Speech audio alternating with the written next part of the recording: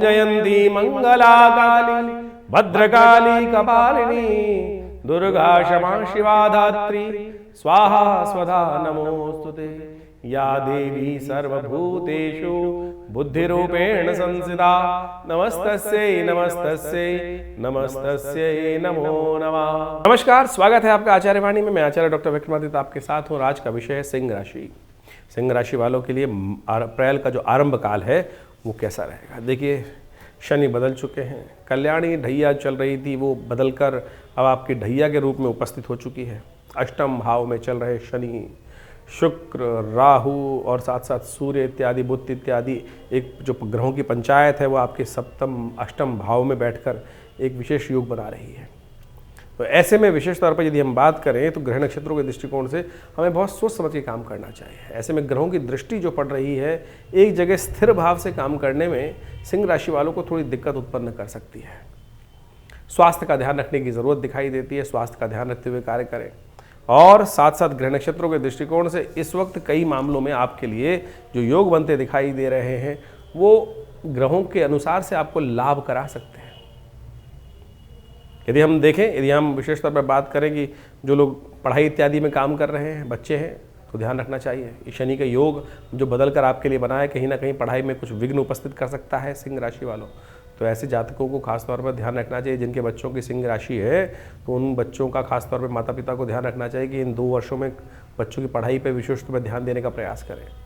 कहीं ना कहीं किसी न किसी कारण से पढ़ाई में कुछ विघ्न आने के योग बनते दिखाई देंगे। ऐसे में कुछ भ्रमण के कार्य बढ़ सकते हैं, ध्यान रखते हुए कार्य करने की ज़रूरत है। और आपके लिए ग्रहों का योग यही बता रहा है इस वक्त से। आपकी राशि के दृष्टिकोण से आप समझिए मंगल का परिवर्तन बहुत महत्वपूर्ण रहेगा। मंगल आपके 12वें भाव में बैठ जाएंगे, कमज़ोर हो जाएंगे। मंगल का परिवर्तन अप्रैल के आरंभ काल में हो रहा है और ये थोड़ा सा आपकी हिम्मत को तोड़ने के योग बना सकता है। वाणी पर ध्यान रखें, जो भी बोले सोच समझ कर बोलने का प्रयास करें, नहीं तो कहीं ना कहीं ये पंचायत ग्रहों की कुछ ना कुछ विघ्नकारी योग बना सकती है। तो घर परिवार में जो लोग रहते हैं, परिवार के लोग हैं, कुटुंबवासी हैं, तो इसलिए आपकी वाणी पर संयम रखना बहुत ज़रूरी है आपके लिए। कहीं ना कहीं वाहन का सुख प्राप्त करने का योग भी बनता दिखाई दे रहा है। कहीं ना कहीं सुख प्राप्ति के योग बनते दिखाई दे रहे हैं आपकी राशि के दृष्टिकोण से। अपने ग्रहों को समझते हुए सिलसिलेवार तरीके समझें कि कौन सी तारीख में कौन से ग्रहों का योग किस प्रकार का बनेगा आपके लिए। सबसे पहले हम बात कर लेते हैं 1 तारीख, 1 अप्रैल मंगलवार का अवसर, चतुर्थी तिथि, मंगल को मनाने की तिथि है ये विशेष तौर पर। इस दिन चंद्रमा उच्च के हो जाएंगे आपकी राशि के दृष्टिकोण से और ये आपके लिए बड़ा अनुकूल स्थिति बनाते दिखाई देंगे। दिन धर्म में जाता दिखाई दे रहा है और जहाँ धर्म होगा वहाँ सुख आने का योग अवश्य बनेगा। इसलिए अपने दिन को धर्म में रखने का प्रयास कीजिएगा। जितने सरल मन में विचार चल रहे हैं उनकी सरलता का उपयोग करने के लिए, इन समस्त अनिष्ट ग्रहों को दूर करने के लिए, मंगल जैसे परिवर्तन का योग बना रहा है बहुत जल्दी, उसको ठीक करने का दिन है चतुर्थी और मंगलवार, यानी मंगल का जन्मदिन। ऐसे में मंगल जो आगे नेगेटिव होगा उसको ठीक करने के लिए हनुमान चालीसा का पाठ करें। हो सके तो हनुमान जी को चोला चढ़ाएं। एक छोटा सा उपाय हम बताते हैं आपको। जब तक ये मंगल नीच के चले तब तक एक काम कीजिएगा, एक लाल बत्ती का दीपक जिसमें थोड़ा सा सिंदूर लगा हुआ हो या रोली लगी हुई हो, उसमें थोड़े घी में या दीपक में थोड़ा आप सिंदूर डाल दें और उसको प्रज्वलित कर दिया करें नित्यपति। मंगल का नेगेटिव प्रभाव ठीक करने का रास्ता रहेगा। हनुमान चालीसा का पाठ तो समस्त रूप से कल्याणकारी योग बनाएगा। नवरात्र का चतुर्थ दिवस है तो ऐसे में कुष्मांडा जी की सुंदर आराधना करें और शाम तक ग्रहों का योग आपके लिए बड़ा अनुकूल बनेगा। दशम भाव में बृहस्पति के साथ चंद्रमा का योग बन जाएगा। गज केसरी योग का निर्माण होगा और जो 2-3 दिन में आपके लिए कुछ पॉजिटिव रिजल्ट्स लाने के योग बनाता दिखाई देगा। 2 तारीख बुधवार का अवसर, पंचमी तिथि, श्री पंचमी का योग। गज केसरी योग के साथ साथ श्री पंचमी का योग जो बना हुआ है, दोनों आपके लिए बड़े पॉजिटिव हैं। ऐसे में सुंदर रूप से भगवती महालक्ष्मी की आराधना यदि श्रद्धा के साथ कर ली जाए तो ये 2-3 दिन में वारे न्यारे करने के, रुके हुए काम को गति देने के रास्ते बना सकता है। लेकिन शनि महाराज जहाँ चल रहे हैं वो सफलता में बाधा दे रहे हैं। तो ऐसे में विशेष तौर पर माँ भगवती लक्ष्मी की आराधना करनी चाहिए। हो सके तो स्कंद माता की भी आराधना करने का प्रयास करें। पंचम दिवस है भगवती का, कल्याणकारी योग बनाएगा। 3 तारीख बृहस्पतिवार का अवसर, षष्ठी तिथि विद्यमान है और इस दिन ग्रहों का परिवर्तन का योग जो बन रहा है वो आपके लिए लाभ के योग बनाने की स्थिति उत्पन्न करता दिखाई दे रहा है। और ग्रह नक्षत्रों के दृष्टिकोण से सुबह आपकी अच्छी दिखाई देती है, मेहनत का रिजल्ट आपको प्राप्त होने के योग बनेंगे। लेकिन ध्यान रखनी पड़ेगी, मंगल का परिवर्तन का योग है। मंगल 11वें से निकलकर 12वें भाव में जा रहे हैं। ये योग बना रहा है थोड़ा कमजोर, चंद्र मंगल का ये परिवर्तन विशेष तौर पर बने बनाए काम में हिम्मत यदि छोड़ दोगे तो काम को रुकावट में उत्पन्न कर देगा। तो ऐसे में ध्यान रखने की ज़रूरत है कि हिम्मत न तोड़ें। हो सके तो गरीब कन्याओं की सेवा, देखिए नवरात्र चल रहे हैं और ऐसे में मंगल का ये परिवर्तन हो गया है। ऐसे में एक अकाट्य प्रयोग हम आपको बताते हैं। इन नवरात्रों के दिनों में, इससे लेकर आखिरी नवरात्र के 3 दिनों में हर रोज़ 5 कन्याओं का पूजन और उनको वस्त्र इत्यादि दान करने का प्रयास करें, उनका आशीर्वाद देने का प्रयास करें। ये मंगल पूरे 1.5 महीने तक जो नेगेटिव रहेगा वो आपकी हिम्मत को बढ़ा देगा और सही पॉजिटिव रिजल्ट लाने के योग बना देगा। इसका काम करने का प्रयास कीजिए, अच्छा रहेगा। इस दिन विशेष तौर पर नवरात्र का 6ठा दिवस है, कात्यायनी की सुंदर आराधना करने का अवसर है। भगवती के पूजन करें, कल्याण होगा। 4 तारीख शुक्रवार का अवसर, नवरात्र का 7वां दिवस और भगवती कालरात्रि की स्तवन करने का दिन। ग्रह नक्षत्रों के दृष्टिकोण से योग आपके अनुकूल बनता दिखाई दे रहा है और कई मामलों में आपके लिए ग्रह के अनुसार से लाभ के योग बन सकते हैं। ऐसे में आपकी राशि के दृष्टिकोण से आपको थोड़ा ध्यान रखना चाहिए केवल एक बात का, कि ऐसे में विशेष तौर पर अपने माता पिता की सेवा करने का हमें प्रयास करना चाहिए। जितना माता पिता की सेवा करके कार्य करोगे उतने अच्छे आपके लिए रिजल्ट बन सकते हैं। भगवती का 7वां दिवस जो है वो कालरात्रि के पूजन करने का दिन रहता है, शत्रुओं का शमन करने का दिन होता है और ऐसे में जब जीवन में सफलता प्राप्त तभी होती है जब शत्रुओं का शमन हो जाए। तो भगवती कालरात्रि का सुंदर स्वरूप जो है वो इसी रूप में है कि अपने कष्टों का निवारण करने के लिए भगवती के 11वें अध्याय, दुर्गा सप्तशती के 11वें अध्याय में आए मंत्र सर्वा बाधा प्रशमनम त्रैलोकस्य अखिलेश्वरी एवमेव त्वया कार्यम अस्मद वैरि विनाशनम, इस मंत्र का स्तवन करें, कल्याण होगा। 5 तारीख अप्रैल शनिवार का अवसर, अष्टमी तिथि विद्यमान है और ग्रह नक्षत्रों के दृष्टिकोण से आपकी राशि के लिए दिन परिवर्तन की तरफ जा रहा है। थोड़ी मेहनत पे ध्यान दें, बहुत ज़्यादा एग्जॉस्ट ना होने का प्रयास करें क्योंकि इसके बाद 2-3 दिन थोड़े स्वास्थ्य के लिए भारी दिखाई देते हैं। तो बहुत ज़्यादा रिजल्ट्स की चीज़ में जो शाम तक काम खत्म हो जाए उन्हीं में ध्यान देने की ज़रूरत है। थोड़ा सा किसी कारण से मन में थोड़ा शोक चल रहा हो, तो अनिष्ट का योग बन रहा हो, तो उसके लिए थोड़ी देर बैठकर अशोक के पत्तों के नीचे बैठें, अशोक के पत्तों के द्वारा भगवान के कलश पर अर्पित करने का प्रयास करें। अशोक के पत्तों का बंधनवार बनाकर अपने घर के मुख्य दरवाजे पर लगाने का प्रयास करें। अशोक अष्टमी है, ये अशोक के पत्ते आपके शोक को शमन करने का योग बनाएंगे। महाअष्टमी है, महागौरी का सुंदर स्तवन करने का अवसर है। ऐसे में माँ भगवती का गौरी का ध्यान करते हुए सर्वमंगल मांगल्य इस मंत्र का जप करना आपके लिए शुभ रहेगा। 6 तारीख रविवार का अवसर, 9वीं तिथि नवरात्र समाप्ति की तरफ है। रामनवमी का सुंदर पर्व है। ग्रह नक्षत्रों के दृष्टिकोण से योग थोड़ा आपके लिए हल्का बनता दिखाई दे रहा है। कहीं ना किसी कारण में कुछ अनिष्ट होने के योग बन सकते हैं, ध्यान रखें, क्योंकि भगवती का जो पदार्पण हुआ था वो तो हाथी पर हुआ था, लेकिन भगवती का जो गमन होगा वो विशेष तौर पर महिष पे होता दिखाई दे रहा है और ये ध्यान रखें। ऐसे में विशेष तौर पर आपको ध्यान रखने की ज़रूरत है कि भगवती का गमन ही ना कराओ ना, भगवती को विसर्जन करने की ज़रूरत क्या है, भगवती को अपने जीवन में स्थान देने का प्रयास करें। इस वर्ष भगवती का जो गमन हो रहा है वो हो रहा है, एक विशेष तौर पर ध्यान देने की ज़रूरत है, वो हो रहा है महिष पर और वो शोक दुख रोग का कारण होता है। तो आप एक काम करें, भगवती को सुंदर वहीं स्थान करें। ये जो भगवती को प्रतिष्ठा करके विसर्जन करने का दिवस है, विसर्जन करने की ज़रूरत नहीं है। भगवती को सुंदर वहीं प्रतिष्ठित करें, घर में नित्यप्रति भगवान की पूजन चलता रहे, इससे बढ़िया कार्य कौन सा हो सकता है। आमतौर पर ये परंपरा पता नहीं कहाँ से लोगों ने बना दी है कि 9 दिन तक भगवती बैठाओ और उसके बाद विसर्जन कर दो, नित्यप्रति पूजन करें।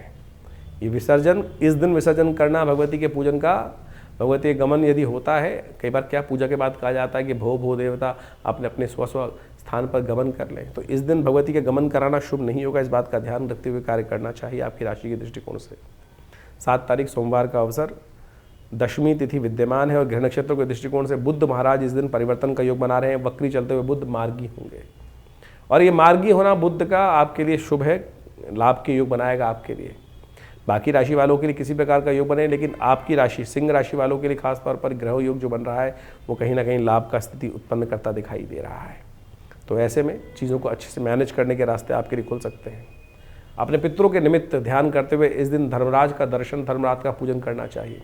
शाम के समय पितरों के निमित्त एक दीप एक बड़ के पत्ते पर रखकर चलते पानी में प्रवाहित कर देना चाहिए, नहीं तो घर के दक्षिण दिशा में रख देना चाहिए और थोड़ा तिल के द्वारा उनका पूजन कर देना चाहिए। 8 तारीख का दिन मंगलवार का अवसर, एकादशी तिथि है और इस दिन एकादशी का सुंदर योग है। कामदा एकादशी का योग बन रहा है। ग्रह नक्षत्रों के दृष्टिकोण से सुबह सुबह परिवर्तन की तरफ योग बनेंगे और ये परिवर्तन जो 2-3 दिन ग्रह थोड़े खराब थे उनमें से पॉजिटिव रिजल्ट लाने के योग अब मनोमस्तिष्क में विचार पॉजिटिव होते दिखाई देंगे आपके लिए। भगवान विष्णु का सुंदर स्तवन करना आपके लिए कल्याणकारी रहेगा। 9 तारीख बुधवार का अवसर, द्वादशी तिथि विद्यमान है और ग्रह नक्षत्रों के दृष्टिकोण से यदि ग्रहों का योग समझें तो आपके लिए थोड़ी हिम्मत को बढ़ाने के लिए रास्ते आपको बनाने पड़ेंगे। मंगल कमज़ोर चल रहे हैं इन दिनों में और जो मंगल है पॉजिटिव रिजल्ट नहीं ला पाएंगे, इसलिए तो कोशिश करें गरीब कन्याओं की सेवा करने का प्रयास करें, गरीब परित्यक्त स्त्रियों की सेवा करने का प्रयास करें। मौका मिल जाए तो चूकिए मत, क्योंकि ये स्थिति ग्रहों की ऐसी है कि इसके द्वारा आपके लिए बहुत लाभकारी योग बन सकते हैं। 10 तारीख बृहस्पतिवार का अवसर, त्रयोदशी तिथि है और इस दिन गजकेसरी योग बनकर आपकी राशि में तैयार होगा और ये गजकेसरी योग आपके लिए बहुत कल्याणकारी योग बनाएगा। आने वाले 2-3 दिनों में सही रिजल्ट्स प्राप्त करने के रास्ते बनेंगे। आशीर्वाद की आवश्यकता है, तो विशेष तौर पर इन 2-3 दिनों में खास तौर पर माता पिता का आशीर्वाद लेकर काम करें। देखिए काम पॉजिटिव रिजल्ट ना बनने वाले काम भी बन पाएंगे आपके लिए। तो इस प्रकार से ग्रहों का योग जो आपकी राशि के अनुसार से बना वो आपने समझा। देखिए इस वक्त चैत्र का महीना चल रहा है और चैत्र का महीने में नववर्ष भी आरंभ की शुभ वेला आ चुकी है। ग्रहों का जिस प्रकार का योग बना है, इस वक्त बड़ा विचित्र ग्रहों का योग चल रहा है। शनि महाराज और राहु महाराज की युति जिस प्रकार से बनी हुई है, ये बड़ा विशेष योग बन रहा है। शनि और राहु को एक सदृश ही माना गया है और आपकी राशि के दृष्टिकोण से उसका जो प्रभाव है वो हमने आपको समझाने का प्रयास किया। लेकिन इसके हिसाब से आपको समझना चाहिए कि जिस प्रकार से ग्रहों का विभिन्न प्रकार का योग बना, 6 ग्रही योग एक साथ बन के चुका है और अभी 2-2 ग्रहण गए हैं और पृथ्वी पर इसका प्रभाव भी देखने को मिलेगा। ये जो 45-50 दिन का समय है, इन समस्त ग्रहों योगों के बाद से बड़ा सावधानी से चलने का है। मंगल का विशेष परिवर्तन जो इन दिनों चल रहा है, जो विशेष तौर पर बड़े क्षीण अवस्था में आ गए हैं, तो इसके कारण से ग्रह नक्षत्रों के दृष्टिकोण से हमको हर चीज़ को बहुत सोच समझ के चलने का प्रयास करना चाहिए। ऐसे में विश्व में कहीं ना कहीं कोलाहल मचने के योग दिखाई देते हैं, तो ऐसे में प्राकृतिक आपदाओं के योग भी बनते हैं, क्योंकि जिस प्रकार से 2 ग्रहण एक साथ जाने के बाद 6 ग्रही योग बनने के बाद उसके बाद कम से कम 50 से 60 दिन का समय, 2 महीने तक का समय हमेशा कहा जाता है कि कुछ ना कुछ प्राकृतिक आपदाओं का योग बनाता है, कहीं ना कहीं कुछ ना कुछ अशांति का योग बनाता दिखाई देता है। वैसे संवत जो आरंभ हुआ है वो बड़ा कल्याणकारी है। सिद्धार्थ नाम का संवत हर जगह कहीं ना कहीं प्रॉस्पेरिटी की योग बनाता है, कहीं ना कहीं अच्छे योग बनाता है, अशुभता को दूर करता दिखाई दे रहा है। तो संवत तो बहुत शुभ दिखाई देता है, लेकिन जो ग्रहों का योग था वो कहीं ना कहीं कष्ट के योग बना रहा है। तो आपके जीवन में उसका प्रभाव आपने समझा। तो ये ज्योतिष का जो प्रभाव है वास्तविक तौर पर हर चीज़ को बड़ी सूक्ष्म दृष्टिकोण से देखने का प्रयास किया जाना चाहिए। हम राशि के अनुसार से, अब बहुत सारे लोगों का प्रश्न कई बार आता है कि भाई जो हमने राशि के अनुसार से भविष्य बताया आपकी राशि के दृष्टिकोण से, क्या वो लग्न के हिसाब से भी देख सकते हैं? जी हाँ, लग्न के हिसाब से भी देखना चाहिए। ये विषय जन्मपत्री का है कि हम ज्योतिषीगण जब जन्मपत्री को देखें तो उसमें विचार अच्छे से करें कि व्यक्ति की जन्मपत्री में जो लग्न है वो ज़्यादा प्रभावी है या लग्न जो राशि है वो प्रभावी है। कई बार जन्मपत्री जब देखते हैं, विवेचना करते हैं, तो उसके अंदर जो लग्न है उससे प्रभाव आता ही नहीं है, क्योंकि जन्मपत्री ज्योतिष के अंतर्गत एक कुंडली नहीं बनती है, सहस्त्रों कुंडली बनती है। सहस्त्रों कुंडलियों के अंदर से किस कारण से कौन सा भविष्यफल देखने के लिए कौन सी चीज़ का उपयोग किया जाना चाहिए, वो एक बहुत गणित का सूक्ष्म योग के अनुसार से निर्धारित किया जाता है। उसके लिए तो पर्सनल कंसल्टेशन की आवश्यकता होती है। हम जनरली राशि को देखने के लिए सार्वभौमिक रूप से देख सकते हैं कि भाई ये राशि है और उसके अनुसार से गोचर के दृष्टिकोण से उसका प्रभाव समझ में आता है, लेकिन फिर भी बहुत सारी गणनाओं को समझने के लिए ज्योतिष को बहुत शांति के साथ अध्ययन करने की आवश्यकता है और फिर ज्योतिष का वास्तविक चमत्कार भी देखने को मिलता है। जीवन में क्या घट रहा है, कब घट रहा है, क्यों घट रहा है, किस कारण से घट रहा है। यदि कोई घटना घटी है तो उसका कोई ना कोई कारण होगा और उन चीज़ों को सही रूप से ज्योतिष विज्ञान को बहुत अच्छे समझकर जाना जा सकता है और उनमें परिवर्तन भी लाया जा सकता है। देखिए शास्त्र के अंदर समझें कि आपका भाग्य जो बन रहा है वो कर्म के अनुसार से बन रहा है और शास्त्र कहता है अवश्य में वो भुक्तव्यम कृतम कर्म शुभाशुभम, कि हमारे जीवन में जो हमने कर्म किया है उसको भोग कर ही हम उसके कर्म को शांत कर सकते हैं, उसके प्रभाव को, फल को शांत कर सकते हैं। लेकिन उसके दुष्प्रभाव को, यदि कर्म कोई गलत कर्म हुआ है तो उसको ठीक करने के लिए शुभ कर्म कर कर हम अनिष्ट को दूर करने का योग बना सकते हैं। ये मंत्र जप, दान, पुण्य इत्यादि, इसीलिए तो शास्त्र में प्रमाणित कहा गया है कि भार कट जाता है, चाहे वो पूर्व जन्म कृत कर्म हो या इस जन्म के कृत कर्म हो। तो इसको प्रारब्ध बनता है कर्म के द्वारा ही और कर्म से ही कट सकता है, भोग के कट सकता है। तो इसलिए ये सिद्धांत समझ लें। बहुत सारे लोग कहते हैं कि जो हो गया, जो भविष्य निश्चित है, लेकिन भविष्य निश्चित है तो कर्म भी निश्चित है। जो आपका भाग्य बना है वो कर्म के अनुसार से बना है, तो आप उस दुष्कर्म को शुभ कर्म से काट सकते हैं और शुभ कर्म को दुष्कर्म से भी क्षय कर सकते हैं। तो समझे कि हमने बहुत बढ़िया शुभ कर्म करके आए, लेकिन सब कुछ बढ़िया था, बहुत बढ़िया समृद्धि के योग चल रहे थे, लेकिन कुछ अनिष्ट कर्म हुआ हाथ के द्वारा, मन के द्वारा, विचार के द्वारा, और उससे इतना बड़ा दुष्प्रभाव उत्पन्न हुआ कि हमारे पुण्य क्षय हो गए। तो वो भी तो कर्म का ही प्रभाव है। तो इसलिए शास्त्र की बात समझे और ज्योतिष के वैज्ञानिकता को समझने का हमें प्रयास करना चाहिए। जो ज्योतिष के दृष्टिकोण से हमें समझ में आ रहा है, हम वही आपको समझाने का प्रयास करते हैं। तो ये सब विज्ञान को बड़े शांति के साथ है। ज्योतिष कोई हास परिहास का विषय नहीं है। बहुत सारे लोग बड़े हास परिहास के साथ उपस्थित कर देते हैं चीज़ों को। आप समझेंगे, उसके अंदर गहरा उतरेंगे तो उसका लाभ अवश्य उठा सकते हैं। विज्ञान है, विज्ञान के द्वारा हर चीज़ को बहुत अच्छे से समझा जा सकता है। और हमारे ऋषि मुनियों ने जो खोज उपस्थित करी छोटी छोटी बातों से, आज की तारीख में लोगों को बहुत सारी क्या है कि काल गणना का ज्ञान नहीं होता है। अरे एक एक ज्योतिष के अंदर जो आप एक समझें कि गति, ग्रहों की गति को समझने की आवश्यकता है। अब सूर्य के हिसाब से राशि चलती है तो वो तो 1 महीना रुकती है एक बार। सूर्य के हिसाब से यदि राशि देखें आपकी तो वो तो 1 महीने के लिए एक राशि, जिसको ज़ोडिएक साइन बोला जाता है, तो 1 महीने के लिए एक राशि में रहता है। यानी उस 1 महीने में पैदा होने वाले सब व्यक्ति एक राशि में आ गए। वहीं यदि चंद्र के हिसाब से राशि देखें तो चंद्र के हिसाब से करीब करीब 2 से ढाई दिन तक एक चंद्रमा एक ही राशि में रहता है। तो यानी 2-2.5 दिन में सारे लोग एक राशि में आ गए। वहीं लग्न राशि का प्रभाव देखें तो हर 2 घंटे से 1.5 घंटे से 2-2.25 घंटे के अंदर वो राशि परिवर्तित, लग्न राशि परिवर्तित हो जाती। तो उस 2 घंटे के अंदर जितने जन्म व्यक्ति हैं, उसके बाद भी इंटरनल ग्रहों की दशा, महादशाएं और उनके अंश, उनकी जो षोडश वर्ग इत्यादि कुंडलियां हैं, उन सब में तो हर क्षण परिवर्तन आ रहा है। तो इनको बहुत चिंतन, बहुत ज्ञान के साथ, शांति के साथ, शालीनता के साथ इन सब चीज़ों को समझा जा सकता है। और जब हम उनको गहन अध्ययन करते हैं तो बहुत सारी चीज़ों को सही समझ पाते हैं। तो इसलिए आपके लिए ज्योतिष को बहुत अच्छे से समझना बहुत ज़रूरी है। तो यहाँ पर तो हम जो आपके जीवन में घटने वाली घटनाओं को आप समझाने का प्रयास करें, बड़ा व्यापक है, बहुत ब्रॉडर कैटेगरी के अंदर आता है। कोशिश करें अपनी जन्मपत्री को सही से अध्ययन करें और समय समय पर अध्ययन कराएं, क्योंकि ग्रहों का परिवर्तन हर क्षण होता है। इस संसार के अंदर कुछ भी चीज शाश्वत नहीं है, हर चीज परिवर्तनशील है, हर क्षण बदल रहा है, हर क्षण कुछ ना कुछ परिवर्तन आ रहा है। आज सब कुछ बढ़िया चल रहा है, आपके मन में कुछ विचार आया और उस विचार को आने से क्या हुआ, कुछ गलत कर्म हो गया। अच्छा था तो अच्छा कर्म हो गया, पुण्य जाग गए। आप सोचे कि आपके मनोभाव में अभी आया कि किसी व्यक्ति की बड़ी दारुण स्थिति को देखकर मन में आया कुछ दान कर देता हूं, दान कर दिया आपने, तो उसका प्रभाव वो हो गया ना कहीं वो दुष्कर्म था, वो नेगेटिव हो गया। और यदि आपने कुछ अशुभ कर दिया किसी का, तो वो शुभ कर्म के अकाउंट में से डेबिट क्रेडिट इसी प्रकार चलता रहता है और इसी कारण से भाग्य बनता रहता है। हमारे पास बहुत अच्छे लोग, करीब बहुत सालों हो गए जन्मपत्री देखते हुए, पिताजी के साथ करीब काफ़ी जब उनके साथ जन्मपत्रियाँ देखते देखते बाल्यकाल से ही 10 साल की 5 साल की उम्र से इन सब विज्ञान के अंदर बैठना हुआ पिताजी के साथ, और उसके बाद हर चीज़ को देखा।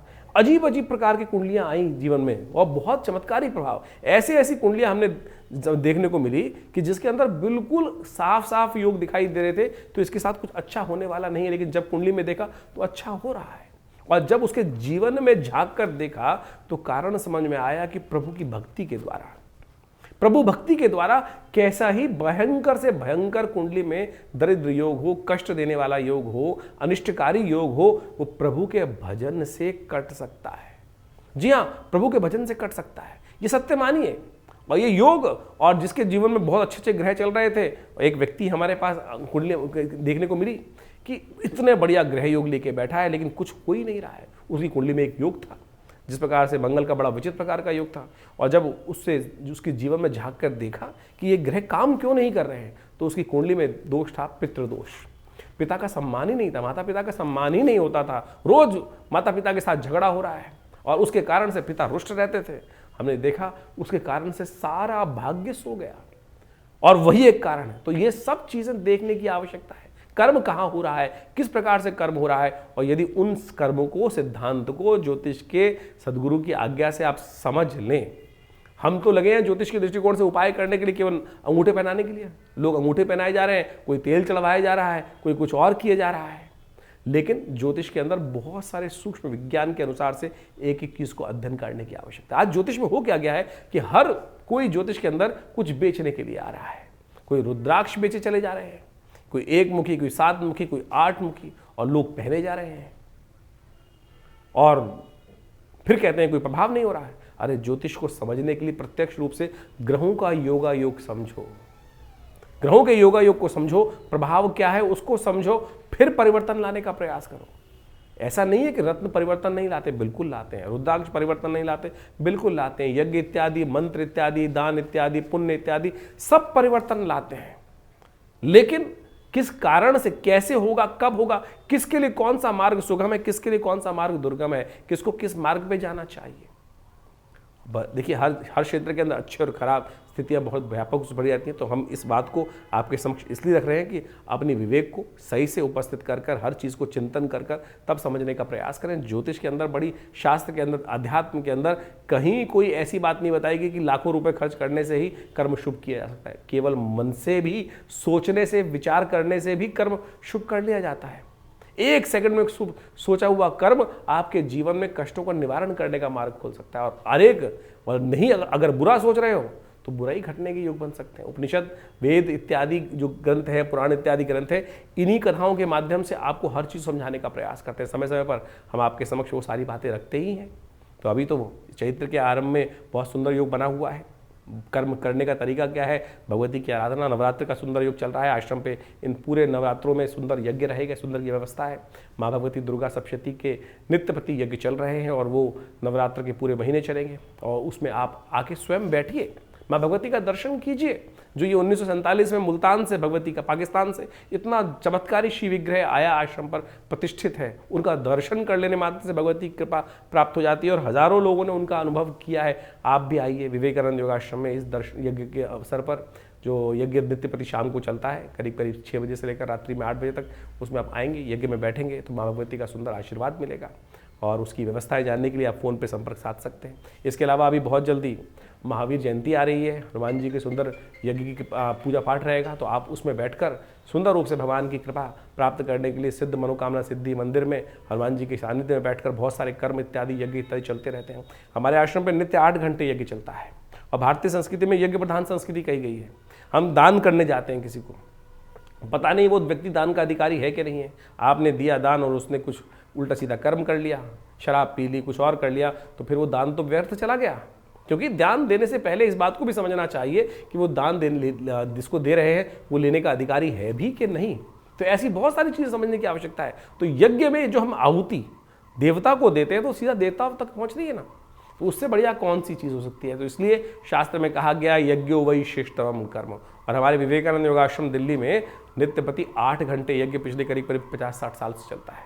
आप भी हर रविवार को इस यज्ञ में बैठ सकते हैं और बहुत सारी व्यवस्थाओं का लाभ ले सकते हैं।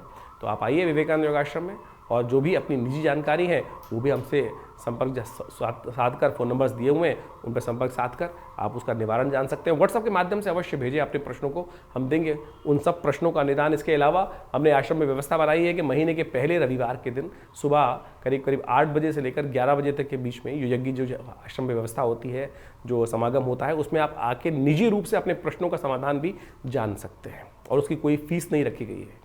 बहुत सारे लोग हमारे यहाँ फ़ोन करके जानना चाहते हैं, अपने प्रश्नों का समाधान जानना चाहते हैं और व्यवस्था का में नहीं आ पाते हैं, फ़ोन पे संपर्क इतनों से नहीं हो पाता है।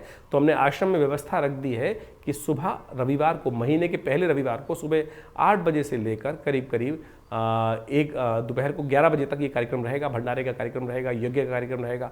और जो भी आपके प्रश्न होंगे उसमें उस समय आकर 1-2 प्रश्न जो है उनके संबंध में आप अवश्य जानकारी ले सकते हैं, निदान जान सकते हैं। इसकी सुंदर व्यवस्था आश्रम पे कर दी गई है। धन्यवाद, नमस्कार।